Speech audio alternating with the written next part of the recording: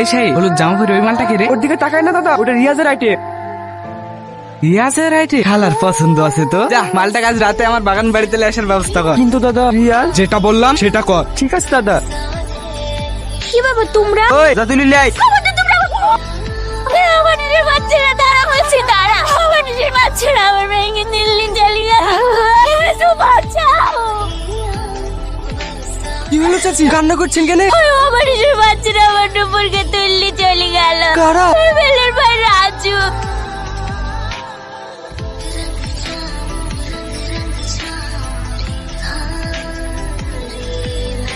চলো।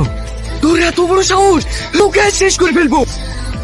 এটা হাতে থাকলে চালানো যায় না, এটা চালাতে বুকের পাঠা লাগে। দেখবি কিভাবে চলে।